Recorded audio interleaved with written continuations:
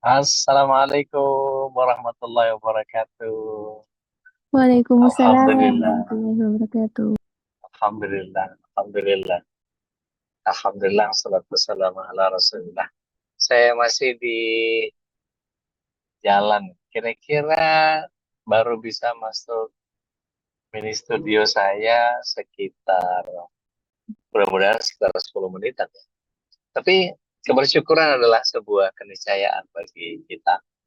Dan salawat serta salam semoga senantiasa tercurah kehadirat Rasulullah SAW berikut para keluarga, para sahabat, para uh, pecinta risalah dan syariat beliau hingga akhir zaman. Mudah-mudahan kita yang hadir pada kesempatan malam hari ini bisa menjadi bagian dari golongan orang-orang yang mendapatkan syafaat beliau di akhirat. Amin. Allahumma. Amin ya Allah. Teriring doa bagi seluruh uh, pembina MKI, seluruh asatidz-asatidzah, kemudian menjadi uh, bagian yang kita juga ikut doakan oleh jamaah MKI dimanapun berada. Dan mudah-mudahan Allah senantiasa memberikan hidayahnya, memberikan iradahnya, maunah, serta inayahnya untuk kita bisa istiqomah sampai akhir hayat kita, menjemput husnul khotimah, dan khusus kita insya Allah dikumpulkan bersama keluarga di surga kelak. Amin. Allah. Malam hari ini Ustadz Ruli juga masih dalam perjalanan menuju ke Pondok Pesantren Husnul Khotimah di Manis Kidul, Kuningan, Cirebon. Jadi eh, masih harus menempuh perjalanan sekitar 30 menitan. Baik, malam ini kita akan masuk ke bagian yang ketiga, di mana um, suami yang nanggung, istri yang jawab. Dalam pengertian, keluarga adalah bagian yang setiap sendinya adalah hal yang harus kita jadikan sebagai sebuah proyek amal soleh yang ketika di pekan yang lalu saya sampaikan bahwa tidak penting kita mencintai pasangan, tidak penting kita mencintai uh, anak, tetapi yang lebih penting adalah bagaimana mereka merasa bahwa kita mencintai, mereka merasa bahwa kita menyayangi, bukan lewat cara kita melakukan parameternya, tetapi lebih kepada bagaimana mereka menganggap bahwa kita mencintai mereka. Tentu ada beberapa hal yang harus kita kompromikan, dalam pengertian tidak boleh seorang ayah misalnya, kan saya sudah kasih jajan, kan saya sudah kasih waktu, kan saya sudah kasih, bukan soal itu, tapi lebih kepada ada hal-hal atau momen-momen yang kemudian setiap kita eh, perlu menjadi sahabat, perlu menjadi teman, perlu menjadi teman ngobrol, perlu menjadi eh, sosok yang kemudian asik diajak ngobrol. Jangan sampai kemudian uh, kita menjadi orang tua yang kehilangan anak. Nah, salah satu tekniknya adalah ketika kita berusaha untuk ngobrol sama anak, tetapi mereka jengah dengan kita. Kenapa? Karena biasanya kita kasar, karena biasanya kita isinya marah-marah, penekanan disiplinnya adalah uh, disiplin freak, sehingga yang muncul bukan rasa sayang, yang muncul bukan rasa cinta, yang muncul bukan pola pendidikan, tapi yang mereka rasakan adalah kita sedang marah-marah kepada mereka. Contoh, jam segini kok kamu belum mandi? kamu udah salat, kamu udah apa dan seterusnya dan seterusnya. Sehingga kita kemudian meluapkan ekspresi kita dengan kemarahan. Padahal sebetulnya bisa dengan pola yang sederhana, kita tanyakan kepada mereka, bisa dengan pola yang kemudian setiap tentang anak itu belum punya pengalaman seperti kita. Kata Rasulullah SAW,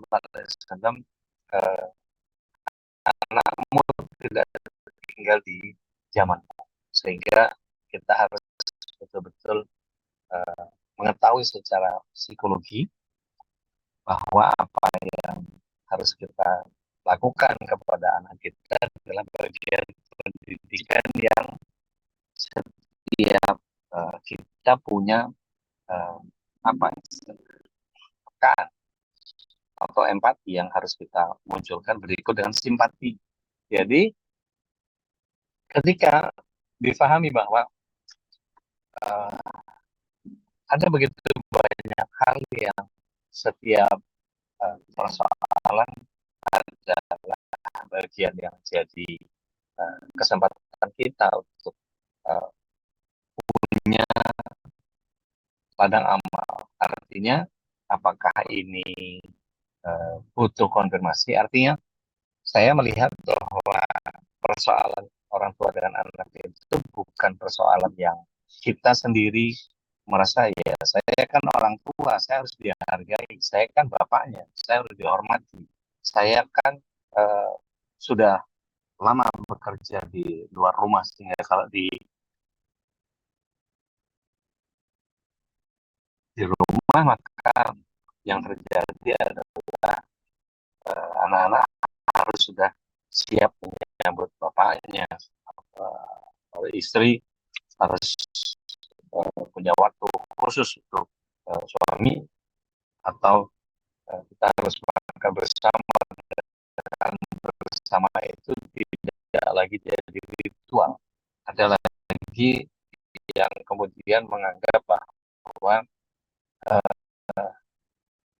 ngobrol itu bukan bagian dari budaya, sehingga education yang kemudian membuat seseorang itu menjadi punya kendala di dalam menyampaikan sesuatu, baik itu hal-hal yang sifatnya lebih kepada bagaimana mereka menyelenggarakan persepsi, bagaimana mereka menghadirkan pemahaman antara satu dengan yang lain. Misalnya, contoh sederhananya adalah ketika antara keluarga yang tidak suka pedas, maka kemudian jangan memaksakan ya kalau dimasakin satu-satu buat keluarga, ya, apakah kemudian menjadi harus ikut siapa? Kalau bapaknya misalnya suka pedas, sementara anaknya nggak suka pedas. Hal ini agak merepotkan untuk apa namanya,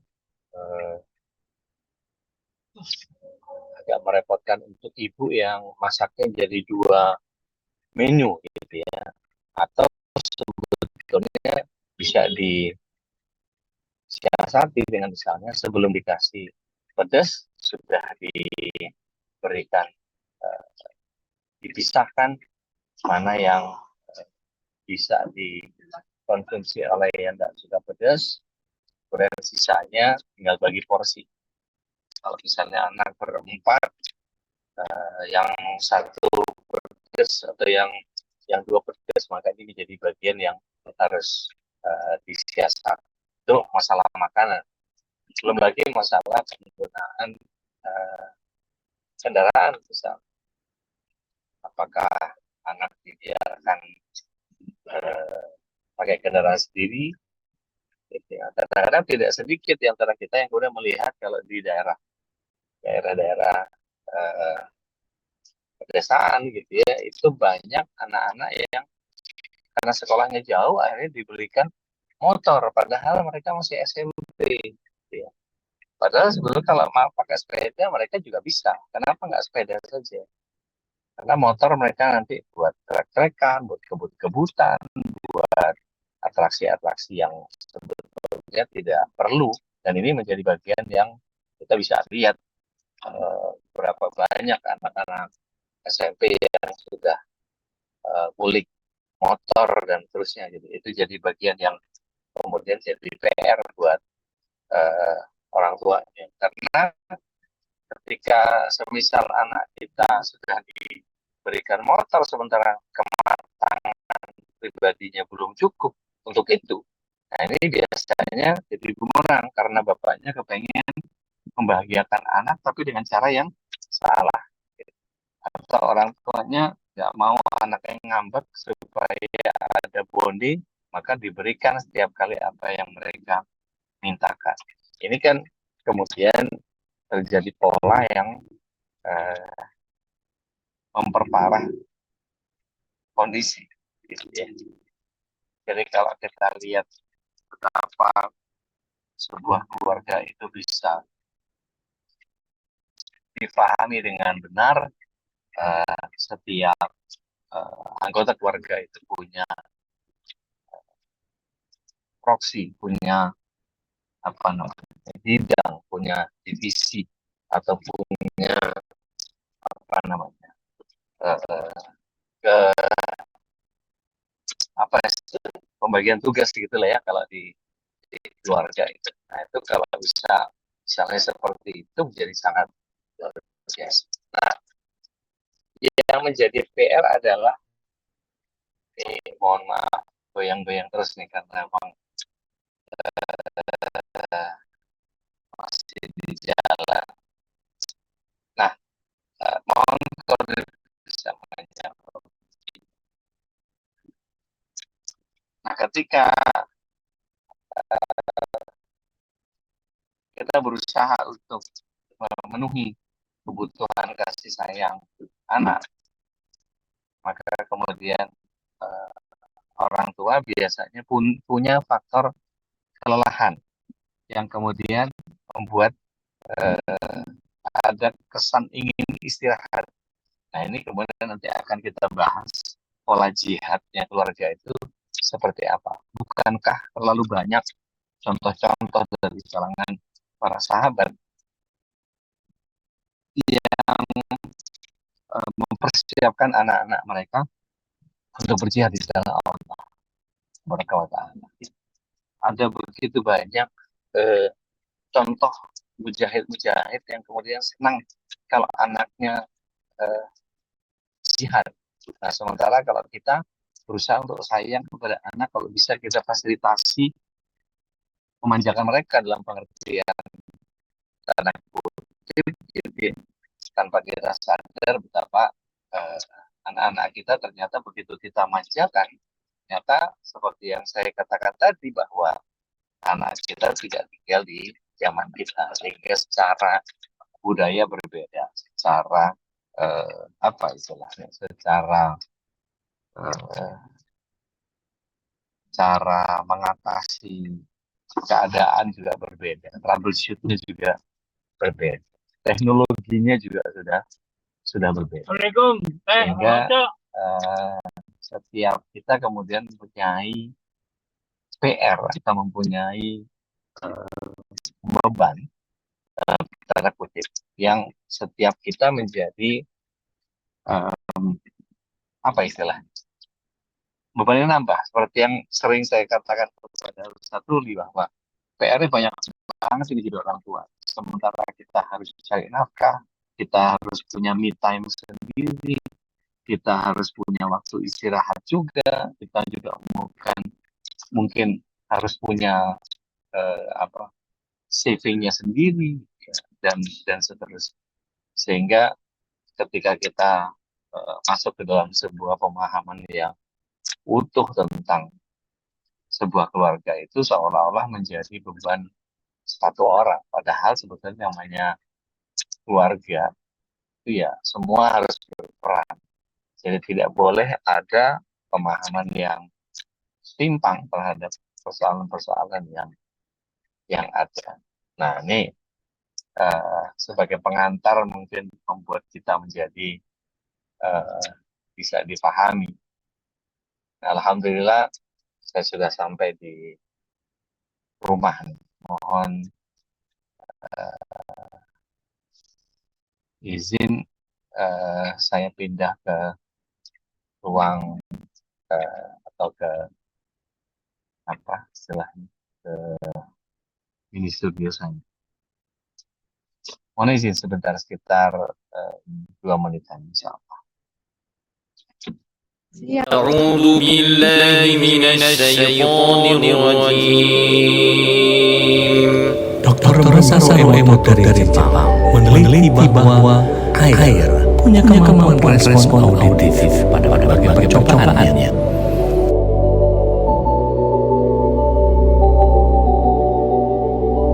Kini hadir garam Zamzam Ruqyah untuk Anda agar hidup Anda lebih bermakna.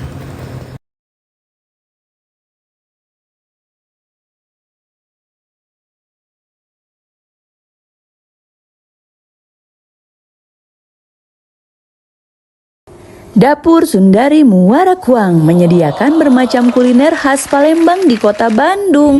Tersedia juga paket pelajar, cuma goceng loh. Paketan vakum juga melimpah, cocok deh buat yang mau jualan lagi. Aneka produk bisa dicek di website Tokopedia dan lainnya, hanya di Pempek.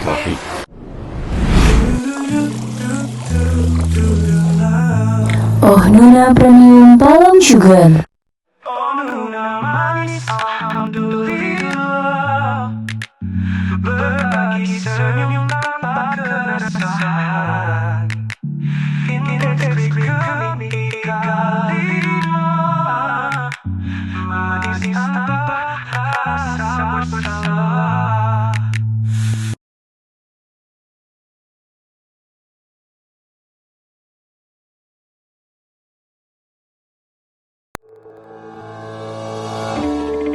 PMP 18 dibuat dengan bahan-bahan segar pilihan, dilengkapi dengan kuah cuko khas Palembang, sungguh menambah kekayaan rasanya. Segera diorder, dijamin ketagihan.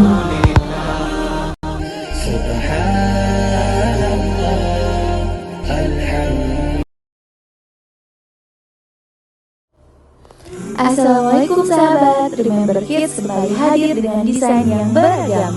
Tentunya tetap nyaman, simple, dan trendy. Dengan bahan katun combat 30S, sangat nyaman dipakai si kecil, baik untuk berpergian maupun bermain seharian. Yang berminat silahkan chat admin ya, ada harga khusus untuk pembelian minimal 3 pieces.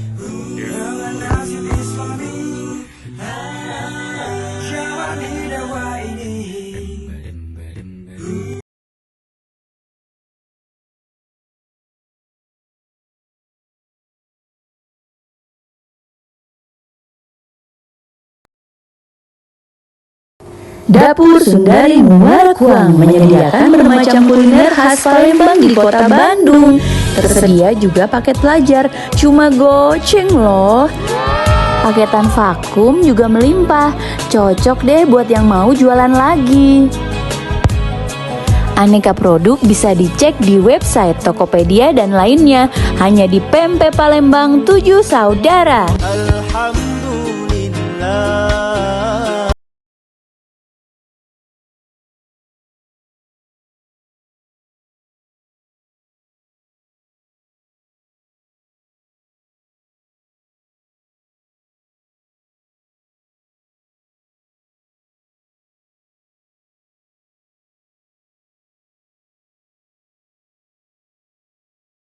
Majelis Keluarga Indonesia dengan bangga mempersembahkan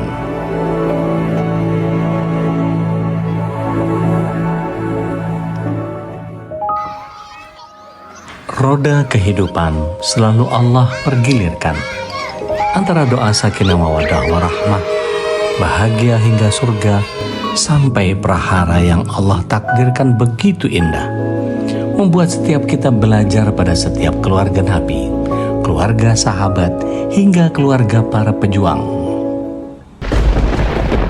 Makhluk Allah senantiasa bertasbih dengan caranya sendiri.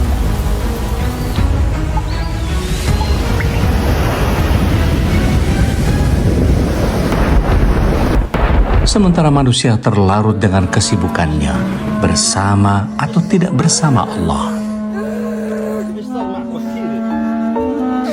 Tidak banyak yang didapat dari bangku sekolah, terutama pelajaran kehidupan.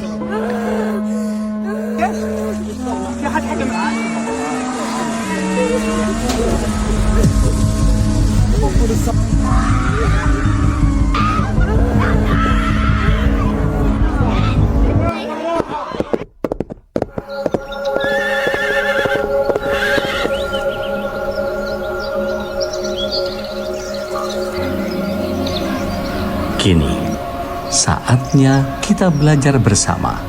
Sekolah Ayah Bunda.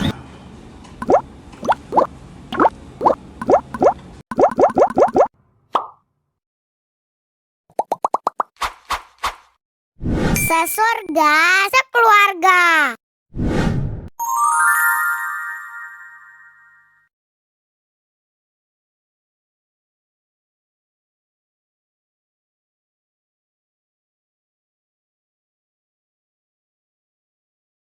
Alhamdulillah saya sudah sampai di mini studio dan saya harus bersegera. Apakah Ustadz Ruli sudah bergabung?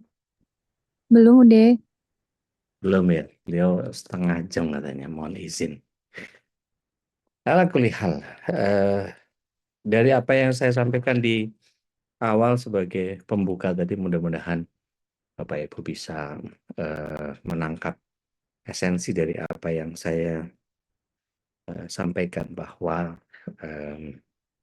yang terpenting adalah bukan persoalan bagaimana kita menumbuhkan kecintaan kepada keluarga, akan tetapi kita lebih kepada mengkonfirmasi atau memberikan kepada keluarga kita pengertian bahwa yang sedang dilakukan ini adalah proses mencintai atau menyayangi mereka. Mungkin polanya menjadi harus komunikatif. Jadi misalnya begini, untuk pertanyaan-pertanyaan yang bisa kita jadikan sebagai sebuah bahan konfirmasi. Misalnya, ada produk yang kita kepengen belikan kepada anak kita. Bapak pengen beliin kamu tas, tadi lihat ada tas bagus deh. Kemudian kita foto misalnya.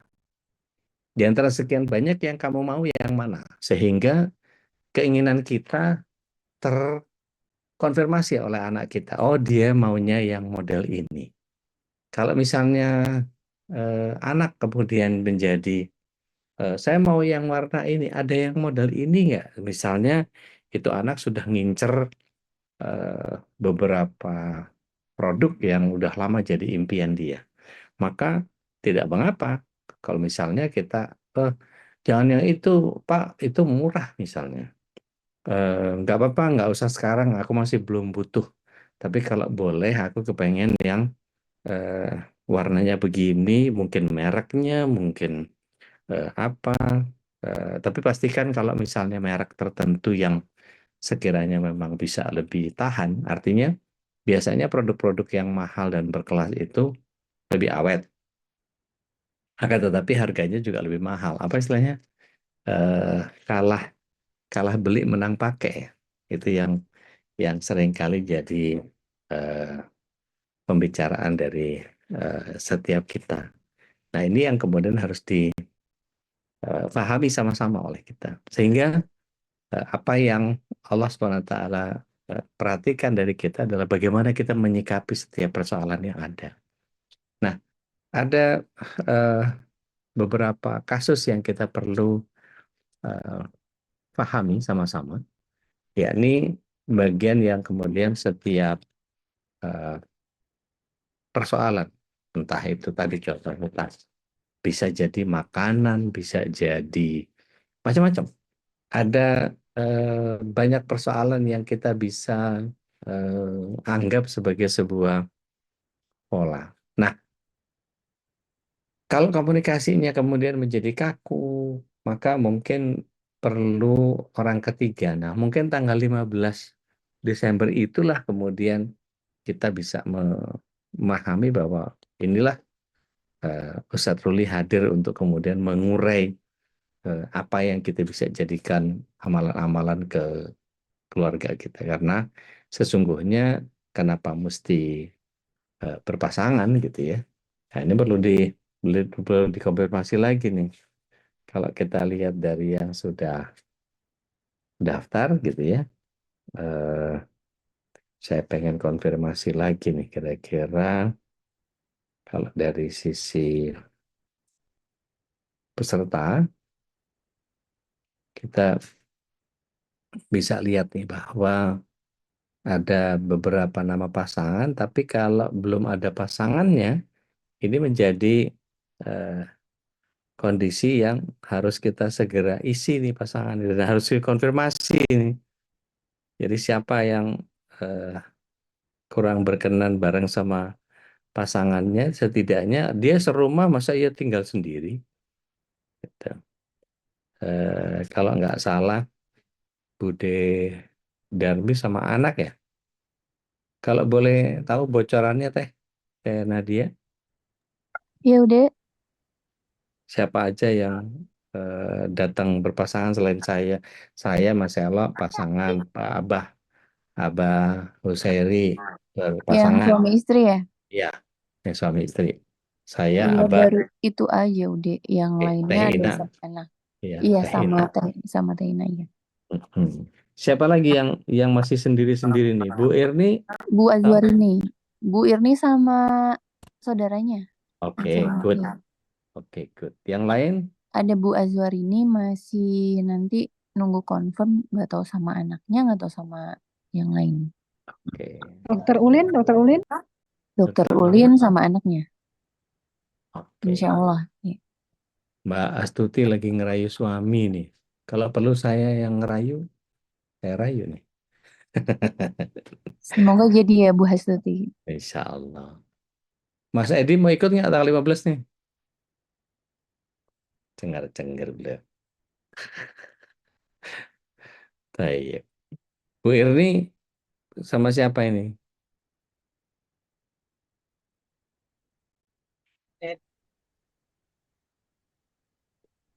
Sama Mbak jamaah Irni? MKI juga udah. Oh, Teman serumah? SMP. Enggak. Serumah? Teman SMP. Enggak udah. Emang tinggal serumah? Emang Mbak Irni sendiri di rumah? Ah iya deh. Oh, baik. Iya, sebisa mungkin memang. Nah, ini saya nggak tahu nih. Pak Benny berkenan hadir nggak nih? Beliau jadi mentor biasanya. Baik. Ala kulihal. Artinya gini, kita kepengen semua ini bukan masalah siapa yang bermasalah, siapa yang enggak, bukan. Lebih kepada kadang-kadang kayak yang Ustaz dulu bilang, kadang-kadang keluarganya baik-baik saja, nggak ada masalah. Tapi begitu diurai banyak yang kesimpul. Makanya istilah yang kami gunakan itu di awal-awal kita gunakan istilah kesingsal. Kesingsal itu ada, tapi nggak ketemu. Pernah nggak? Saya nggak tahu siapa di antara kita, di antara 14 orang ini yang kemudian ketika naruh sesuatu, gitu ya, entah gunting kuku, entah stapler, entah selotip, entah double tape, entah apapun, pisau daging atau panci, gelas yang kemudian spesifik bisa bisa digunakan oleh sekeluarga bersama. Dan itu bagian yang setiap kita harus eh, punya pemakluman. Ada yang pelupa di kita, habis dipakai di mana terus hilang, habis dipakai mana terus hilang. ini ada apa ini? Atau memang kitanya yang ceroboh, kita nggak mau balikin lagi, atau memang dari awal memang tidak pernah di state bahwa mana yang harus balik lagi dan seterusnya. Nah, ada juga bagian-bagian yang ketika kita berinteraksi dengan tamu, dengan keluarga, mungkin dengan ipar, dengan sepupu yang sering berinteraksi dengan kita di rumah. Nah, itu ada hal-hal yang sifatnya privasi. Misalnya, lipstick nggak boleh kita bertukar lipstick atau minta lipstick ke orang lain karena lipstick ini sifatnya pribadi. Sikat gigi nggak boleh sharing, gitu ya. Apa bedak, bedak masih bisa sharing nggak?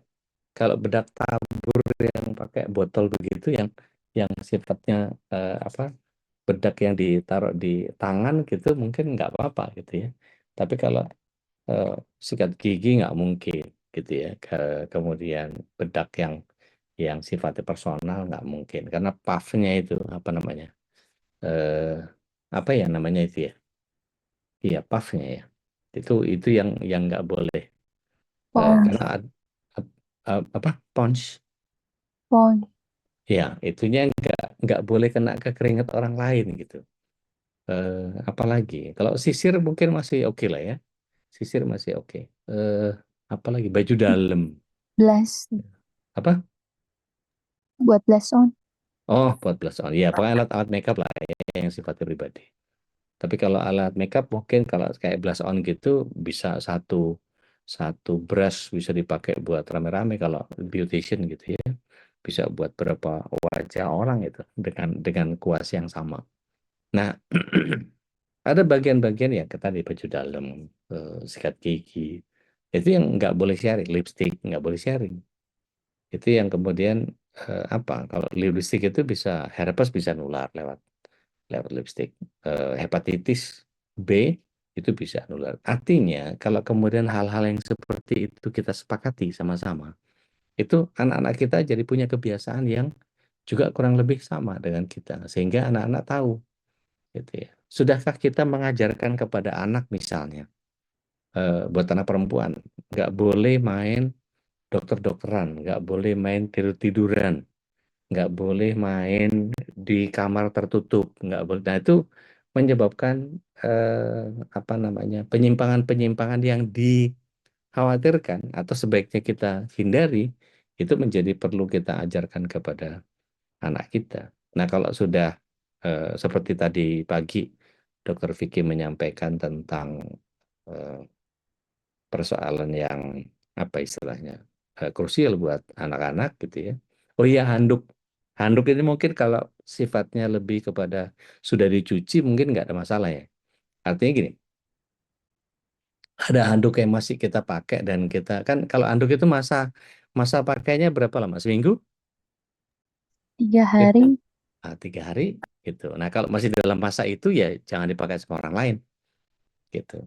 Kan kalau misalnya yang mungkin sifatnya suami istri mungkin masih bisa satu satu anduk gitu. Tapi kalau ada tamu, mesti pastikan dia dapat anduk yang baru gitu. Kalau dia mau mandi di tempat kita, terutama kan bagaimana adab eh, bertamu itu kan cuman 3 hari batasnya ya. Sehingga kalau misalnya ada kamar khusus itu disediakan mulai dari eh, odolnya, sikat gigi baru, kemudian sabun. Nah, kalau bisa sabun itu jangan yang sabun batang, sabun yang sabun cair ya, sehingga tidak tidak sharing gitu ya. Tapi sharingnya dalam bentuk sabun cair itu nggak ada masalah. Tapi kalau sabun batang lebih sulit.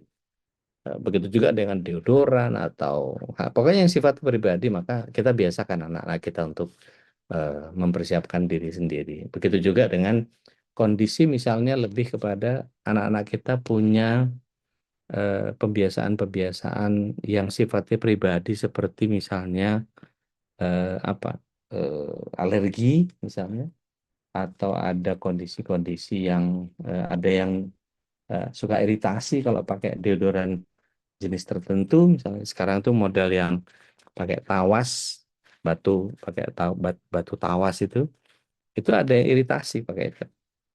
Ada yang pakai magnesium yang sifatnya kayak bubuk. Itu juga kadang-kadang ada yang. Jadi mesti lebih komunikatif lah soal yang begitu. Nah, saya eh, sering ajak anak-anak saya itu untuk kemudian dia biasa berkomunikasi dengan kami. Jadi salah satu caranya adalah kami punya meja kecil, meja apa kalau kami istilahkan meja Jepang karena biasanya ukurannya pendek. Jadi kalau kita bersila itu pasti ada di depan kita gitu. Jadi kalau kita makan, kita kumpul nyemil apa segala macam dan seterusnya eh, ada kondisi di mana ketika em, setiap anak itu punya kemampuan untuk bicara. Jadi eh, saya minta mereka untuk naik ke meja, kemudian perkenalkan. Saya kasih contoh, ya meja lesehan bisa. Saya kasih contoh misalnya, halo, assalamualaikum, saya Dodi. Saya punya istri namanya ini, saya punya anak namanya ini yang pertama, yang kedua, yang ketiga, yang keempat. Saya alhamdulillah tinggal di sini sudah sekian lama dan selesai. Jadi presenting diri sendiri. Kayak yuk gantian. Nah, anak-anak ini punya kebiasaan untuk itu sehingga kalau satu saat dia diminta untuk entah itu jadi MC, entah itu untuk jadi pembawa acara di event-event tertentu atau apapun yang sifatnya organisasi kecil atau apapun mereka punya kemampuan bicara. Sehingga begitu juga dengan pola yang kalau kita sempat bicara beberapa waktu yang lalu, saya sering role play sama anak-anak itu, terutama yang kepengen saya kenalin. Misal, oke, kita mau ke mall. Di mall itu biasanya kita setelah parkir nanti ketemu sama satpam, ya. Jadi kalau satpamnya negor atau mau meriksa tas kita atau kalau pas waktu COVID kan kita disuruh pakai masker, kita disuruh apa segala macam. Itu sampai sampai ada yang ketat di gedung-gedung tertentu. Kalau yang apa namanya wilayah-wilayah vitalnya negara gitu, itu biasanya sampai tas kita digeledah sampai kemudian apalah segala. Nah mereka kita kondisikan gitu. Bahkan role play-nya itu saya sering jadi saya jadi satpamnya ya, saya jadi pedagangnya ya, saya jadi dan seterusnya. Sehingga mereka terbiasa untuk melakukan hal yang oh ini udah pernah, oh ini udah pernah, ini udah pernah. Ibaratnya gini, kalau kita mau umroh ada manasiknya. Kalau kita mau haji ada manasiknya, sehingga oh feel-nya seperti ini, nanti akan terjadi seperti ini dan seterusnya. Nah, ini bagian yang kemudian setiap kita punya bagian itu. Nah ini rupanya Ustadz Ruli masih keganjel ini sama kondisi. Tadi saya di Bekasi karena sejak ada salah satu mall yang baru itu bikin tambah macet dan makin padat. Perjalanan saya dari Pejaten tadi cukup panjang. Di tolnya cuman sebentar gitu, tapi dari tol ke kediaman saya agak lumayan padat. Ala kulihal. Kalau ada yang mau sharing, monggo. Bagaimana menyiasati bahwa tanggung jawab keluarga secara keseluruhan itu menjadi bagian yang sebaiknya kita mulai memberikan satu pembiasaan-pembiasaan. Kalau belum, nah saya nggak tahu nih kepengen siapa yang berkenan sharing. Kalau saya sama anak saya begini biasanya udah, kalau saya sama suami begini biasanya udah, kalau sama adik saya begini sama sama orang tua saya begini dan seterusnya. Boleh, monggo. Silahkan. Ada yang berkenan mau sharing? Betul.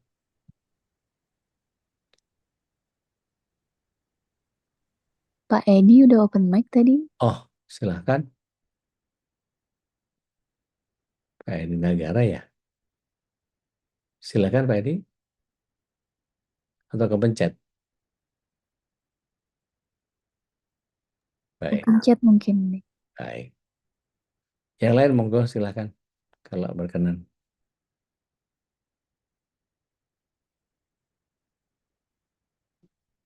Baik.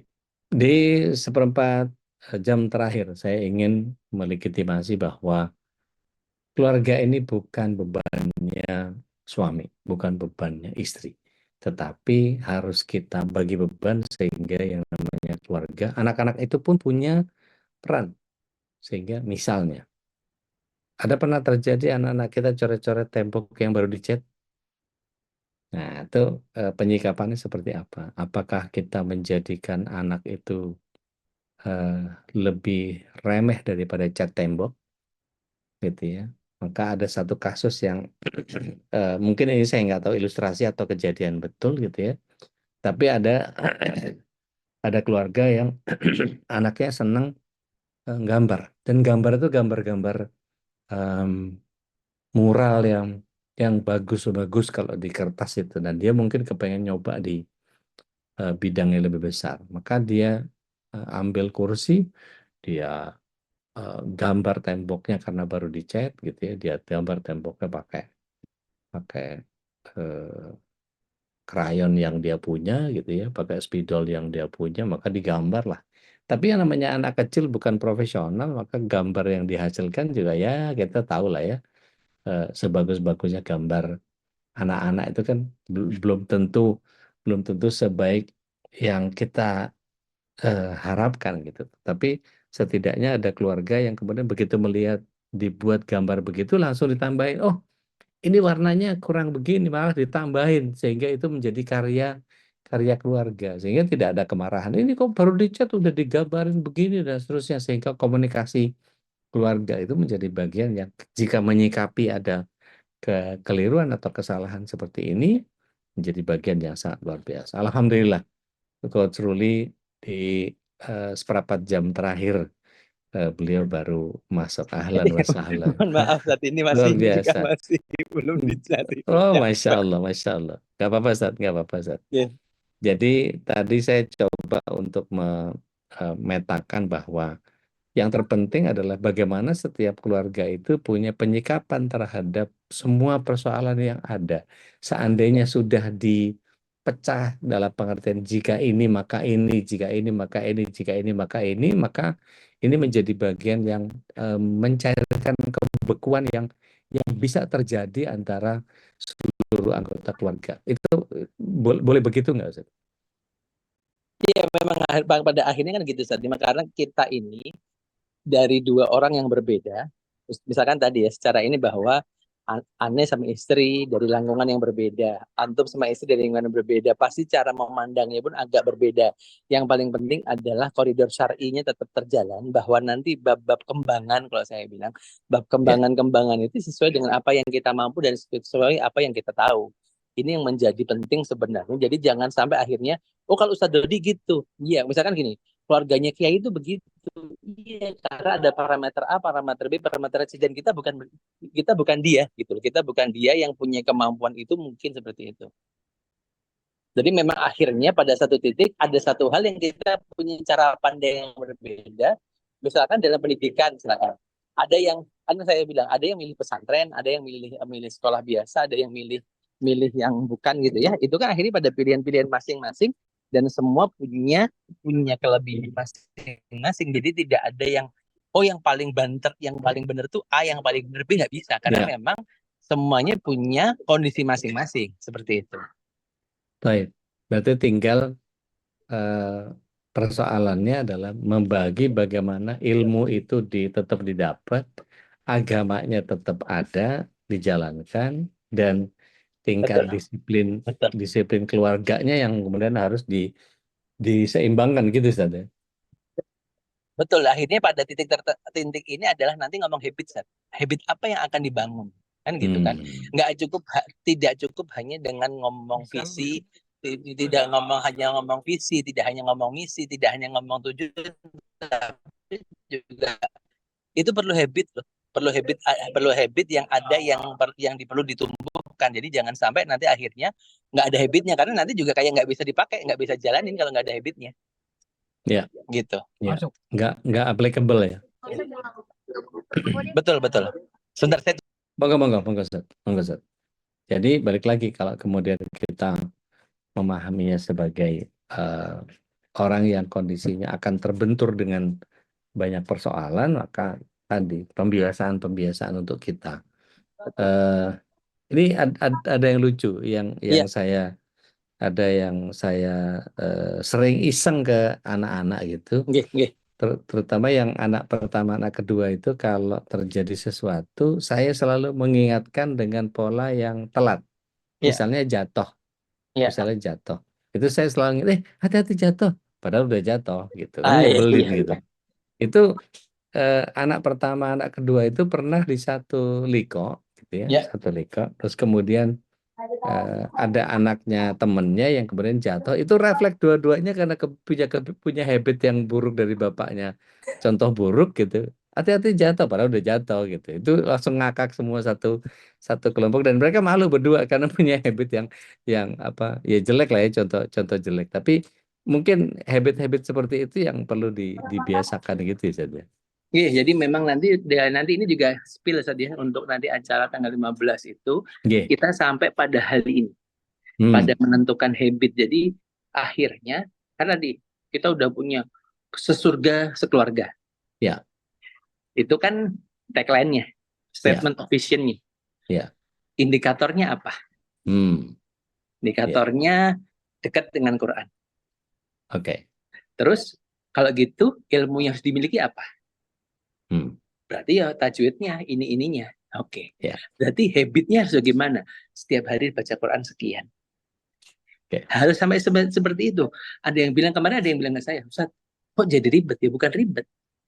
Antum ngurusin yang lain saja akan detail. Jadi panitia acara aja detail. Ngurusin nikahan itu pernak-perniknya sampai segala macamnya dipikirin. Loh, kita mau ke surga loh ini, saya bilang. Ya. Mau ke surga, ya hal ini walaupun nanti di awal-awal memang harus tertulis, tapi kalau udah jadi biasa itu udah enggak. Kalau udah biasa itu udah nggak bisa ditulis juga udah jalan aja gitu. Tapi di awal-awal harus ada komitmen.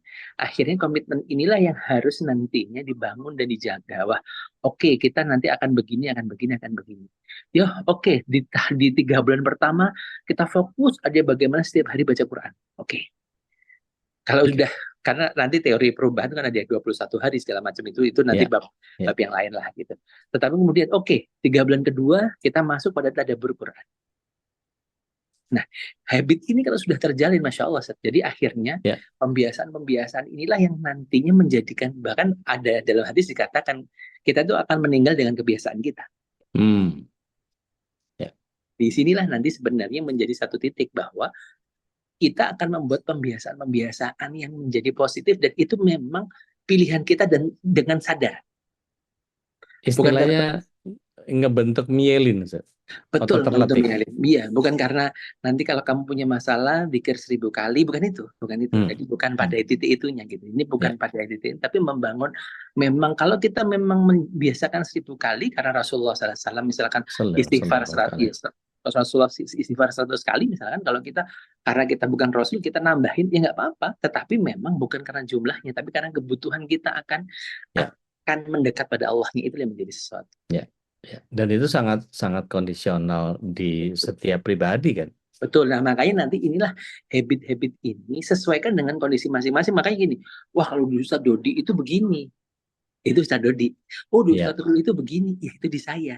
Di teman-teman mungkin berbeda dan semua kita punya marhalah masing-masing, kita punya tahapan masing-masing. Saya tidak bisa nyamain misalkan di Kiai A, misalkan taruhlah di pesantren A yang hafizul Quran, hafiz semuanya keluarganya, mereka itu sehari itu murojaah 10 juz. Iya, mereka yang ada yang di murojaah lah saya. Akhirnya juznya itu justru bingung gitu kan.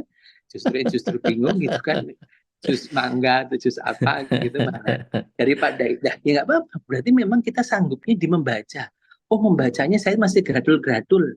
Karena gradul-gradul berarti kan nanti ada tambahan lagi selain habitnya adalah membaca, belajar itu nanti juga diturunkan lagi 3 bulan ini harus belajar membaca lancar. Nah ini harus ada target gitu loh. Dengan begitu tadi kita itu akan menemukan apa yang kita cari.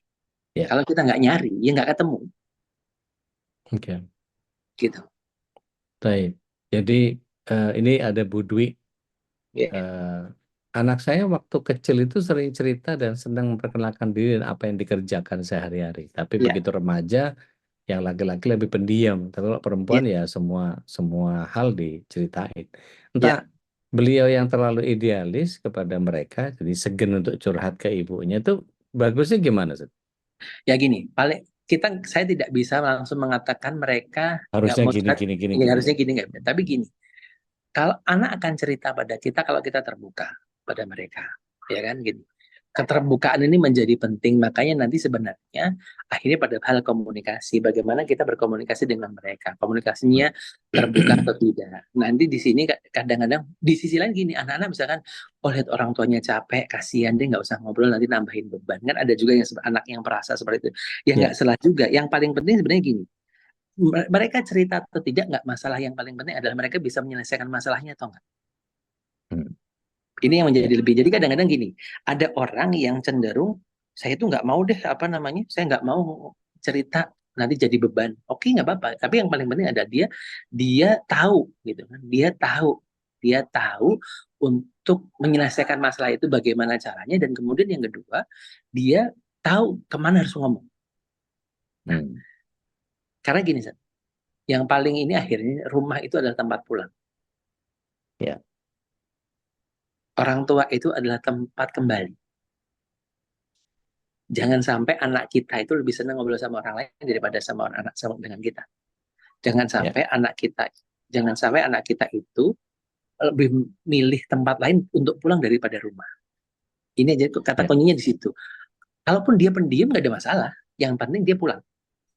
Yang paling penting dia pulang. Dan pulang itu harus bukan konotatif ya. Pulang itu adalah benar-benar dia merasakan kenyamanan di rumah, ini yang paling. Jadi yang paling penting adalah bagaimana nyamannya di rumah itu menjadi sesuatu. baik. Itu. Dan ini bagian yang kemudian tadi si orang tua nggak boleh merasa bahwa saya sudah cari uang, saya udah kerja seharian, saya di rumah itu maunya gini gini gini gini, Ya, ya, nggak bisa matok bahwa harus begitu karena masih ada beban lagi untuk mendidik anak, untuk buka betul. komunikasi, untuk Nah, juga ya, menjadi asertif dan seterusnya gitu kan. betul. Jadi akhirnya nanti ada tahapan kedua lagi setelah ayah ibunya klop, nambah ke anak. Nambah ke anak ini pun prosesnya akan sama lagi karena anak apalagi udah gede ya. Dia sudah Ya, punya ekspektasi, dia sudah punya persepsi. Nyamain lagi kan. Jadi ya, nanti yang sebenarnya yang kemarin itu kalau kita hanya baru untuk orang tua, nanti kalau ke anak nambah lagi. Nambah lagi nanti caranya juga gitu lagi. Bagaimana persepsinya disamakan dulu. Minimal paham, oh anakku ternyata pengennya begini, oh aku pengennya gini. Oh aku itu sebenarnya melihat anakku punya kekuatan gini, tapi ternyata dia begini. Nah, di sinilah yang akhirnya nanti menjadikan kekayaan tuh di situ. Jadi makanya nanti kalau dua orang itu ya, kalau dua orang itu baru kayak cincin yang bersatu berdua gitu, bersatu yang berkaitan. Nanti kalau bertiga jadi kayak berlian gitu, kayak tiga itu tiga bola ya apa tiga cincin yang saling beririsan. Kalau empat gimana ya seperti itu akhirnya. Nah itulah nantinya dan semuanya saling beririsan karena tadi tidak ada semua orang yang sama karena Allah menciptakan kita itu menjadi khalifah semuanya di bidang kita masing-masing. Ya, dengan semua keterbatasan dan kemampuan kita. Betul. Dan itulah akhirnya kita saling melengkapi. Bukan berarti ayah itu menjadi sangat super power, Superman, nggak perlu jadi super, nggak perlu jadi sempurna. Ayah itu nanti akan jadi ini ya ayah mampunya di sini, tapi ayah nggak mampu di sini. Makanya nanti akhirnya kenapa saya misalkan masukkan anak pesantren, karena salah satunya adalah saya tidak bisa ngajar banyak hal, karena saya yang bisa saya di sini, tapi di sini saya nggak bisa, makanya saya perlu pesantren. Oh saya nggak di sini untuk apa namanya bab-bab yang ini saya akan ngajar sendiri ini gini karena kita tahu mana kemampuan. Jadi kalau ininya kan gini, kalau dalam kaidah itu orang yang paling baik itu orang yang tahu batasan. Jadi ketika kita tahu batas kita, ketika kita tahu kelebihan dan kekurangan kita, dan kita tahu kelebihan dan kekurangan pasangan, inilah saling melengkapi. Jadi jangan nyari, oh pasanganku beda banget dengan aku. Kalau saya malah gini, semakin beda semakin bisa melengkapi. Jangan khawatir. Ya. Karena tadi kayak kemarin Ustaz sampaikan, kekuranganmu apa itu di surat berapa? Saya lupa kemarin. Di surat apa itu yang sempat ditulis oleh Mbak Dina itu, aku mencintai karena kekurangan gitu kan. Ini menjadi sesuatu yang mungkin nanti akhirnya ini harus dibangun. Oke. Baik. Dan ini menjadi PR yang setiap orang harus mampu punya kemampuan adaptasi yang cukup tinggi kalau begini, Zat. Betul. Yang sebetulnya nggak usah ekspektasi terlalu muluk-muluk, cukup menampilkan saya ya begini ini. Nah, Ya, sementara orang lain ya harus punya persepsi yang sama tentang ya saya begitu, ya udah, ayo kita sama-sama begitu gitu kan ya. Kalau nah, bercandanya, tapi be- hati-hati dengan kalimat ini, ya, Ustaz. Hati-hati dengan hmm. kalimat gini. Saya itu memang begini lah, ini bahaya. Oh, jadi mental block ya.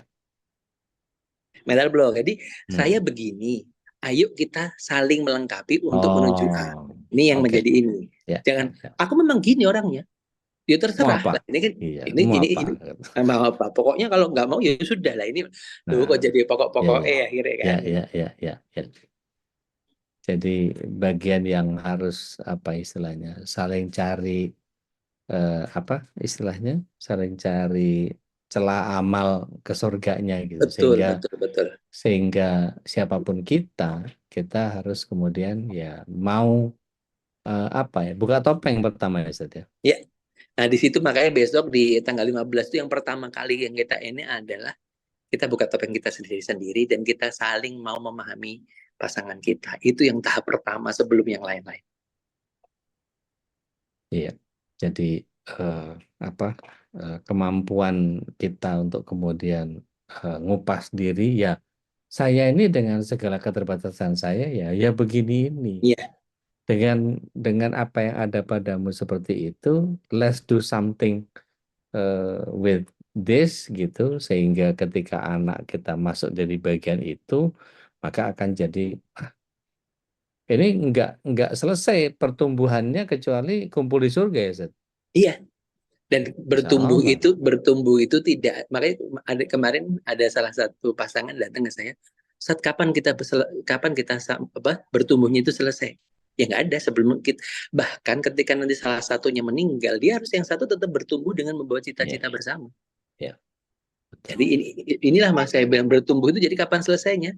Ya nggak ada gitu, nggak ada selesainya karena memang setiap hari kita tambah ilmu lagi, bertumbuhnya juga beda, cara pandang kita dari satu beda, kita perlu mengkalibrasi ulang lagi. Kita Ya, tambah satu lagi, Ramadan nanti kita dapat ini, dapat kita kalibrasi ulang lagi. ya, Kalibrasinya itu akan terus dan memang inilah keluarga. ya, Dan makanya jangan, saya pun akhirnya pada kemarin saya dengan istri juga ada something happen gitu, kejadian sesuatu yang ternyata oh iya ya, saya akhirnya ada menyadari beberapa hal. Dulu itu begini loh, saya pernah dididik orang tua saya begini, ternyata ini halnya sederhana aja, hal kecil aja sebenarnya, tapi ketika ini oh ini ternyata dalam hal ini nggak pas nih, ketika ini akhirnya kalibrasi ulang lagi, oh ya oke. Akhirnya terus ya. jadi hal-hal itu menjadi penuh dengan tadi pembelajaran dan hikmah itu memang akhirnya terjadi ada dimanapun. Insya Dan Allah. jangan sampai akhirnya oh nanti seiring waktu masalah selesai kok. Ingat, Ya, yang menyelesaikan bukan waktu. ya. Itu aja. Tapi bagaimana Allah mendamaikan hati setiap Iya, kita ya. Baik. mendamaikan hati setiap kita dan kita juga mau untuk tadi. Jangan akhirnya dipendem. Kalau memang ini ya omongin saja. Ya, Diomongin saja nggak ada masalah. Misalkan kok kamu begini sih, ya nggak apa-apa. Daripada nanti ya, dipendem-pendem, jangan sampai akhirnya juga si suami mengatakan kamu kok begini sih, atau istri mengatakan kamu kok begini. Ya ini akhirnya ketika kita tahu gaya komunikasiku gini, jadi kalau nanti aku gini, pahami aku sebagai ini, kondisiku lagi kayak gini. Nah, ya, pembicaraan ini menjadi salah satu yang sangat menjadi pengayaan bagi kita. Akhirnya apa? Oh, pasanganku begini, aku begini. ya, Yuk kita bersama-sama untuk menuju ke A. Aku punya kelemahan, nggak apa-apa. Aku juga punya kelemahan. Karena kita semua tidak ada yang sempurna. ya. Ini ada yang mau bertumbuh dari Wonogiri, Ustaz. Mbak Din, Wah, monggo Mbak Din. bertumbuh atau berkembang kalau itu? Monggo Mbak Din. Boleh deh, Ude. Assalamualaikum, Ude. Sulit. Waalaikumsalam warahmatullahi wabarakatuh. Aku tertarik tadi terkait batasan ya gitu. Maksudnya kalau self boundaries itu sendiri gitu ya. Kalau saya pribadi gitu, as single parent gitu dengan anak-anak gitu ya. Sampai mana ya batasan itu bisa ditolerir, itu yang pertama.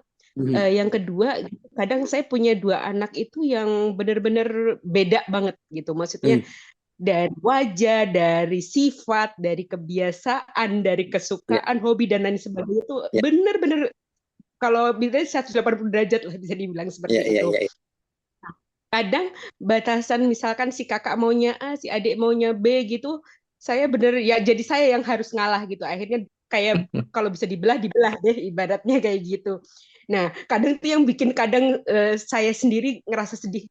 Kalau dulu kan memang waktu ada ayahnya anak-anak itu kita memang secara sifat saya lebih ke kakak, adik lebih ke ayah gitu, lebih ke Ya. santai gitu-gitu gitu.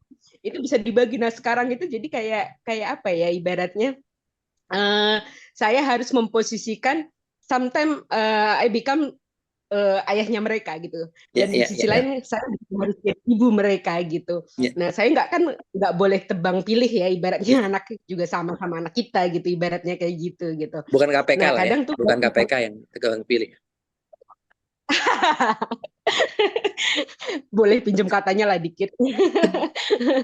Nah, gitu. Karena gini, Coach Ruli nih, Ya. si kakak tuh tipe yang achiever. Mhm. Nah, adik itu tuh yang santai sekali gitu. Menghadapi segala sesuatu tuh ya santai aja mah gitu. Ya, Sering ya. gitu bilang santai. Jadi di sisi lain sebenarnya sih itu mengimbangi ya. Maksudnya jadi ojo nemen-nemen lah kak gitu. Kadang kalau kakaknya pengen ini lomba ini, adiknya tuh yang kayak tim horenya lah gitu. Ya. Mhm. Nah, kadang tuh yang saya pengen tanyakan tadi gitu, batasan mana sih yang harus bisa ditolerir, entah itu saya Oke. menghadapi kakak ataupun si adik itu sendiri gitu. Oke. Apakah itu adil gitu, misalkan ya harus sesuai porsinya masing-masing nih. Nah, tadi kan ada kata kalibrasi nih.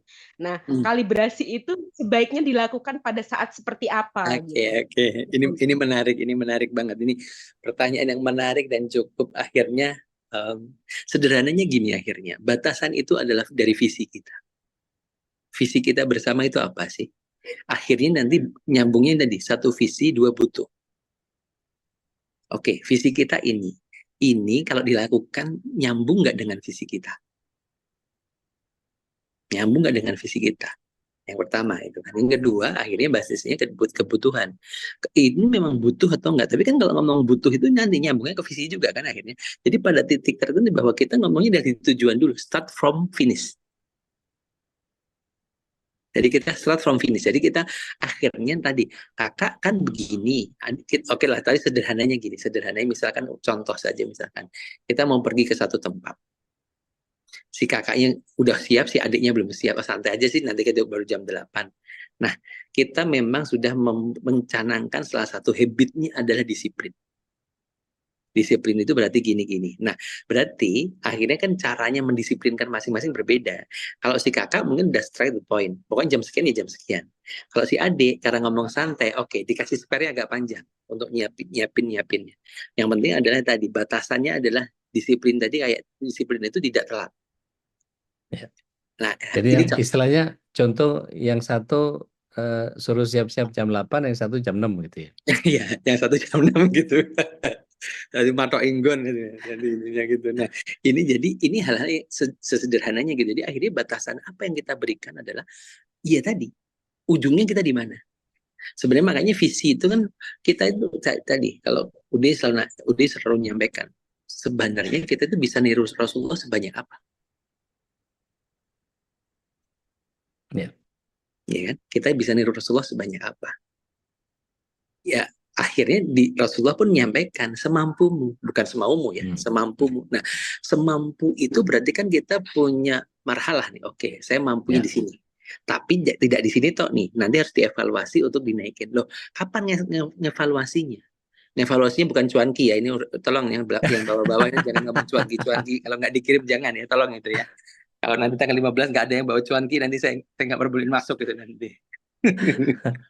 Nah, jadi akhirnya kapan evaluasinya? Nah ini evaluasi ini adalah kapan kita itu ini momen ada orang ya misalnya kalau kami itu setiap beberapa hari sekali ini lalu refleksi. Kami beberapa hari karena memang tadi kondisinya saya berdua doang dengan istri. Jadi mungkin dengan kalau ada Rifaya berarti kami sebulan sekali kalau ini evaluasi.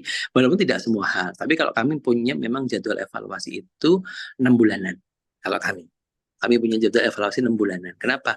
Qadarullah saja. Saya bilang qadarullah. Saya nikahnya bulan Juni. Jadi bulan Juni ke Desember itu 6 bulan. Jadi putarannya enak kalau Desember, Juni, Juli. Jadi memang karena dulu guru ya, guru nikahnya pas liburan kan. Nikahnya pas liburan. Jadi pas 6 bulannya, pas semesterannya gitu. Jadi puterannya gitu saja, itu untuk mempermudah saja. Dan momentum itu momentum untuk tadi bahwa kita sudah sekian tahun loh, kita sudah kayak begini.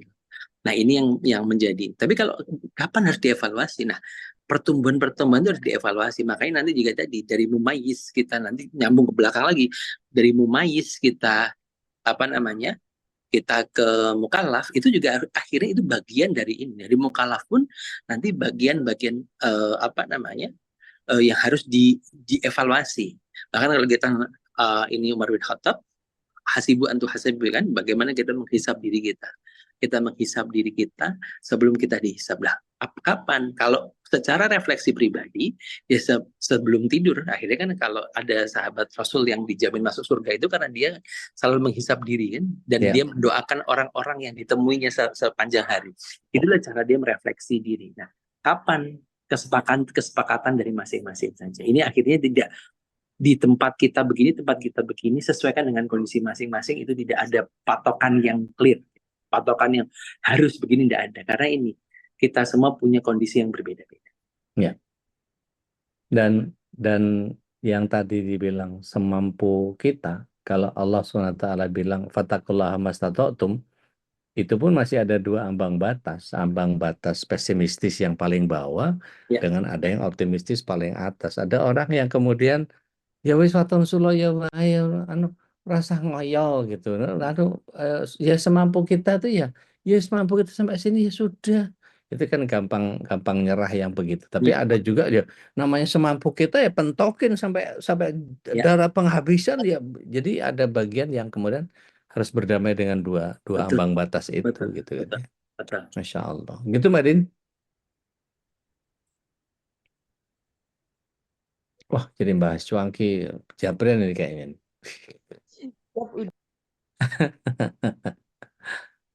Baik. Udah jam Bu, 9 lebih ternyata. iya dari tadi Zat. Iya. Mohon maaf Bang tadi itu. Nggak apa-apa Zat. Ini Bu Dwi juga bilang dulu yang dialami sama Bu Dwi itu agak roller coaster. Iya. Ngadepin anak-anak begitu. Dorong-dorongan, ngomel. Anaknya tetap santai malah jadi macet. Akhirnya minta gurunya untuk memberikan sanksi kalau terlambat masuk kelas. Gurunya bilang jangan, kasihan. Anaknya bager pisan. Sampai sekarang si anak udah kuliah tetap santai. Tapi dibandingkan hal santainya yang tidak disukai, adalah keunggulan lain banyak juga. Saya Betul. cuma bisa ngingetin aja terus-menerus. Iya, keep it that way. Jadi Insya gini, Allah nggak ada masalah. kadang-kadang kita itu gini, Zat. Kita itu ingin memperlakukan orang seperti kita ingin diperlakukan. Itu yang nggak boleh saja. Ya.